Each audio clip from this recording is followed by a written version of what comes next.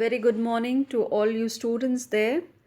Today we will be doing these topics here.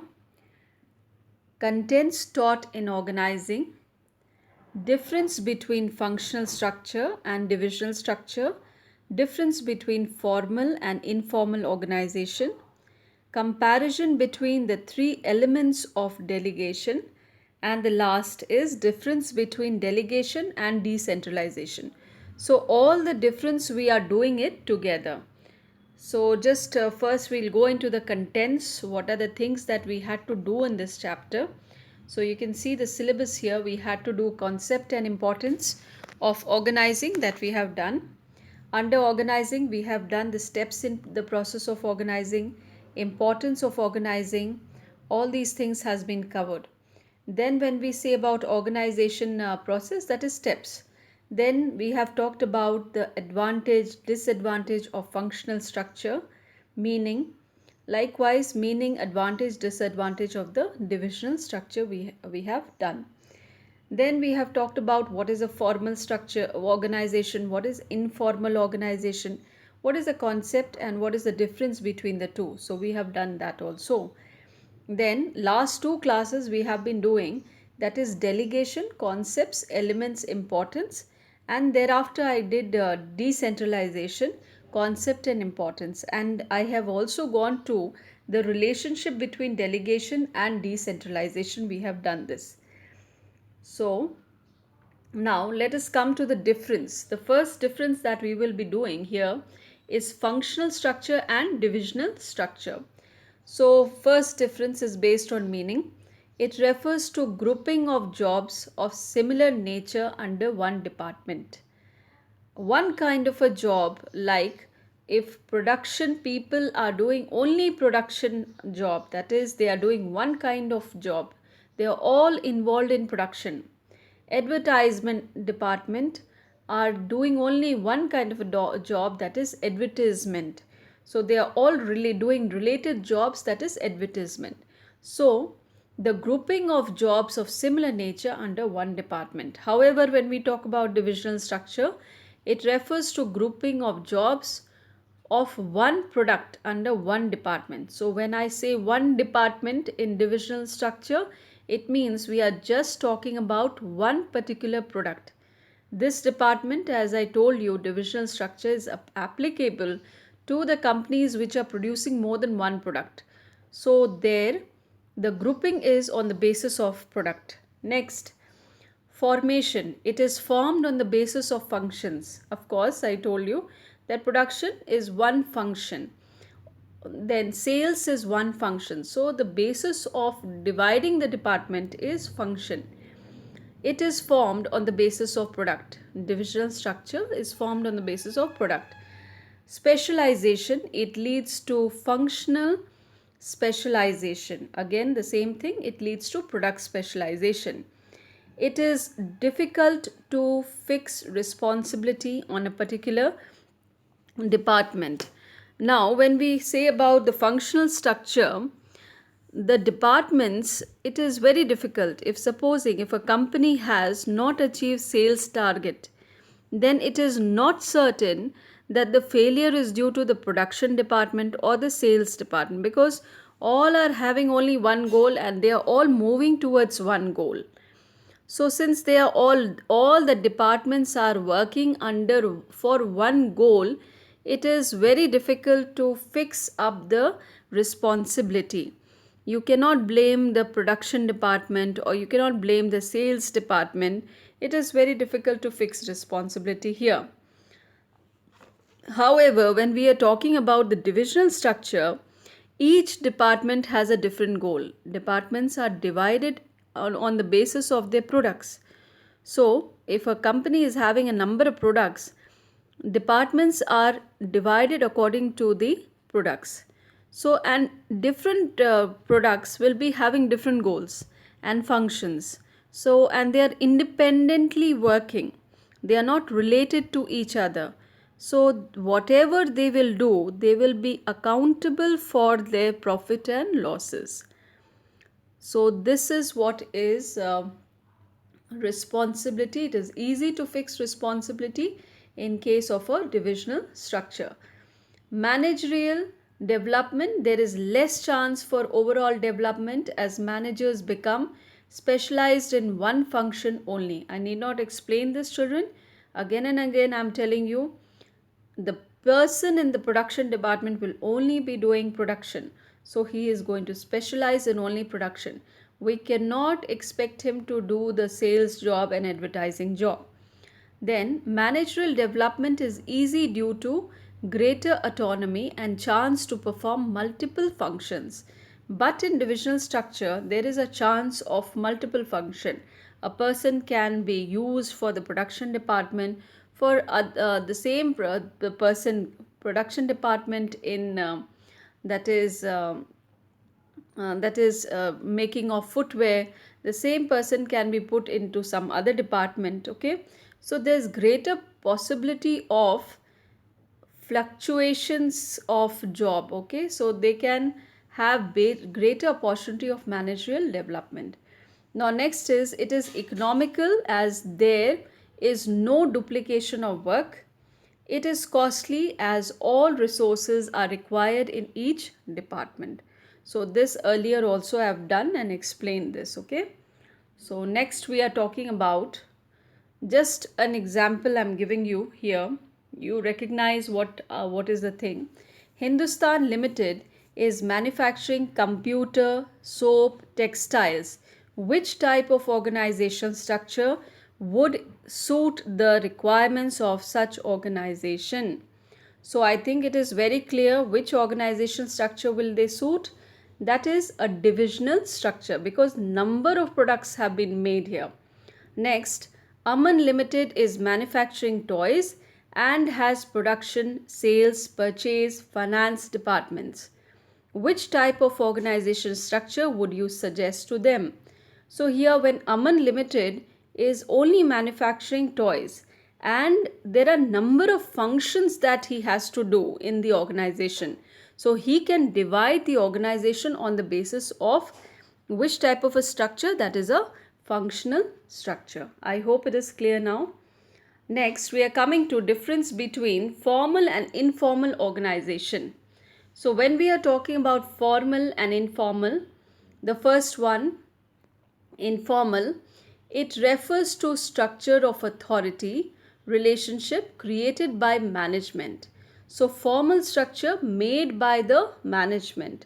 So all the relationship between the superior, subordinate, who will report to whom, these are all created by the management. However, in informal organization, it is a network of social relationship that is arising. If you like a person, so you are interacting with him and your relationship or social relationship grows. So this is informal organization arising out of interaction amongst the employees. Next is origin or formation, deliberately as a result of company's rules and policies. In a formal structure or formal organization is deliberately made within the rules and policies of the organization. Informal organization, it emerges spontaneously, automatically. You need not tell that you go and have an interaction with a certain person. It happens automatically. It emerges spontaneously as a result of social interaction. If you have certain likes that is same, so maybe you like to interact with the person and gradually you develop a social network. It arises by virtue of position in management. So authority here, children, it is authority or power is due to position here. So the persons are given the authority or power by the organization here. And you must know also one more point here. Authority flows from top to bottom. That is, the power flows from top to bottom. So the person, the superior, is giving all the things. Authority is flowing from the top to the bottom. So whatever instructions the superior is giving is to the subordinate. So the power is being shown by the superior to the subordinate. That's it. it arises out of personal qualities. If a person in a group is very that is like he is liked by everyone, so he has his own characteristics is of authority, he has power. Okay, so this is something that is personal quality, and maybe he will rule the social that is social network that has been created. So this is personal quality. Next, behavior. Behavior and standards of performance are prescribed by the managers. So again, the top management decides the behavior and standards of performance, and here there is no set behavior pattern. So people interact according to their own wishes, okay? There is no set pattern that they have to behave in a particular way.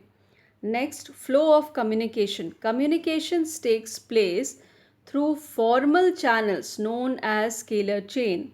So, since this is a formal organization, so communication is taking place through formal channels. That is, they are actually told who will report to whom.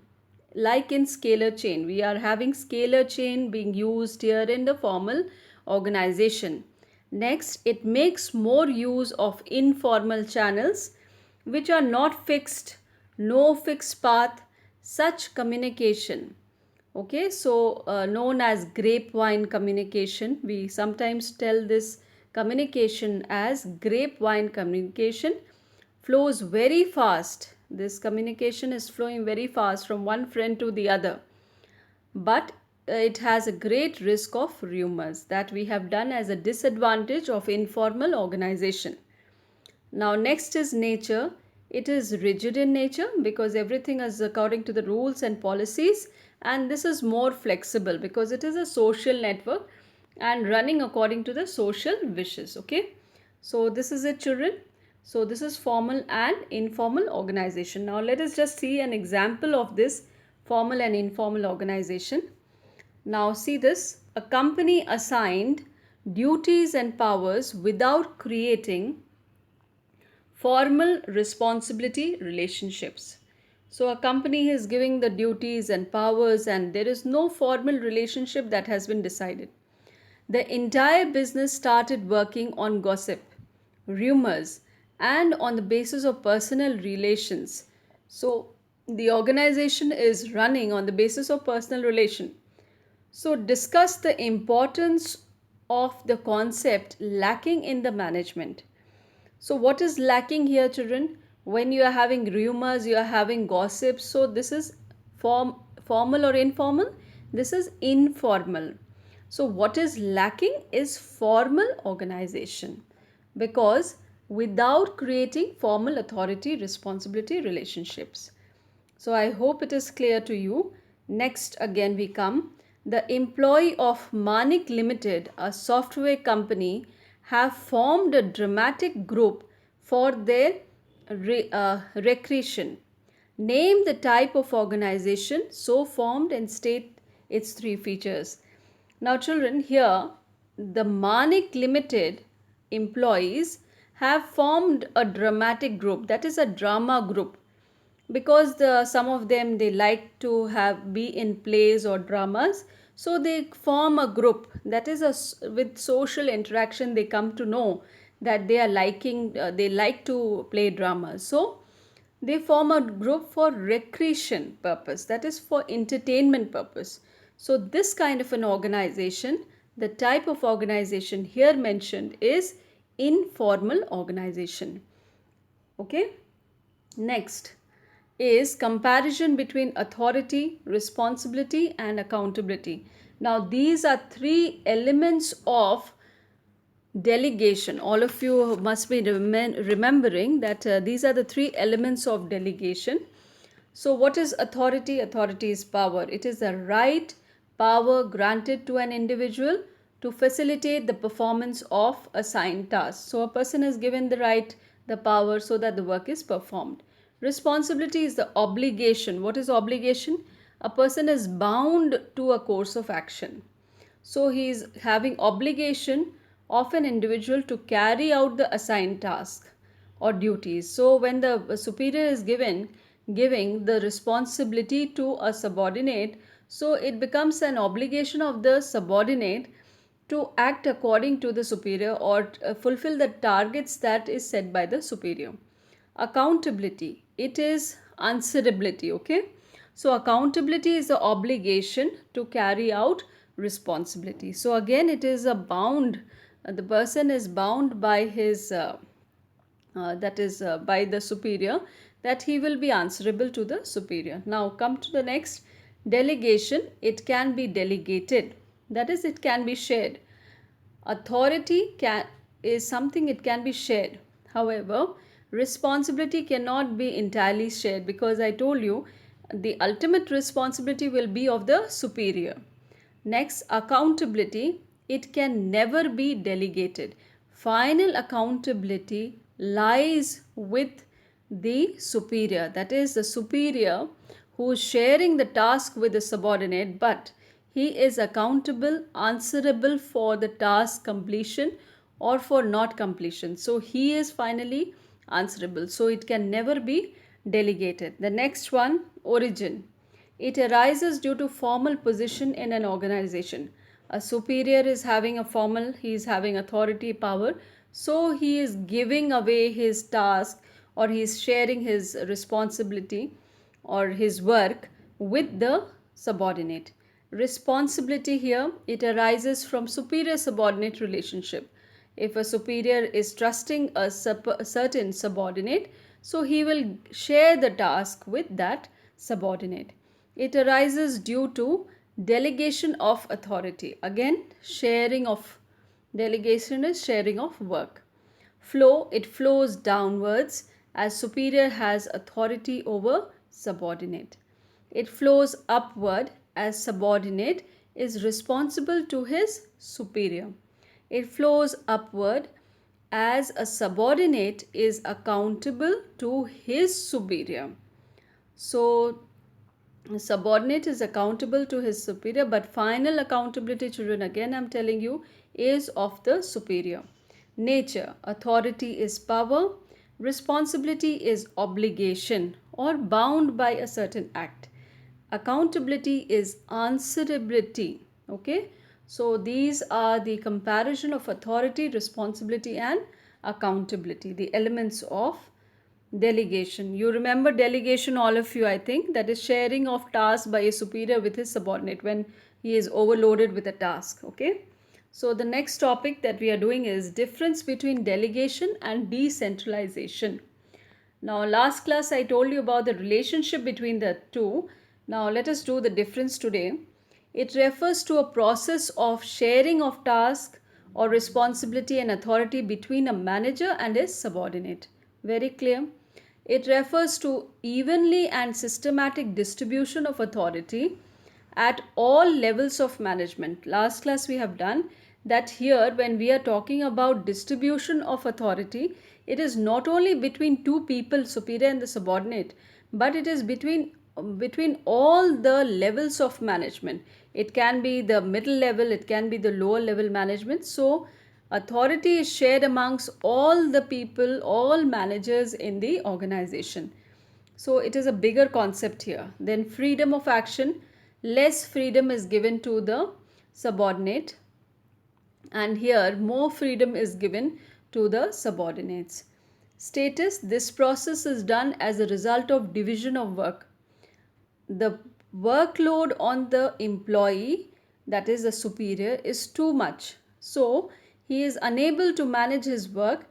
So he shares his work or divides his work with the subordinate. So this is what is delegation. So division of work based on dividing of work. But however, decentralization is a policy that is made by the top level management. So this result of a policy decision of the top level management. Next, it is a narrow concept. It is a wide concept. Purpose, it aims to reduce the workload of the manager. What is the purpose of this? It aims to enhance or that is improve, okay, or increase the role of subordinates in the organization by giving more autonomy, that is more freedom to them. So their role will be increasing, subordinates' role will be increasing when they are given greater freedom here. Next is nature. Delegation is necessary act because no individual can perform all tasks on his own. So lot of work to be done by the superior, so that is a necessary act. He has to give away his work to his subordinates, then only the work can be performed properly. Okay, so next here this side, it is an optional policy decision and is done at discretion of top level management. So the top level may or may not go for decentralization. So it is all the discretion of the top level management. So this is an optional concept. Next is responsibility. It is the responsibility of every manager, and here it is the responsibility of top level management only. Authority, the maximum authority retains at top level, that is the superior is having the major responsibility, okay, or authority, and authority is systematically distributed at every level, whether it is the top level, middle level, or the lower level. So power here is distributed in decentralization. However, authority here in delegation rests in the hands of the superior. So these are the differences, all of you. The that is questions on or example on delegation and decentralization I have already done in the previous clip. Okay, so I hope all the differences clear to all of you. Okay, so thank you to all of you, and have a nice day, all of you. Thank you, all of you.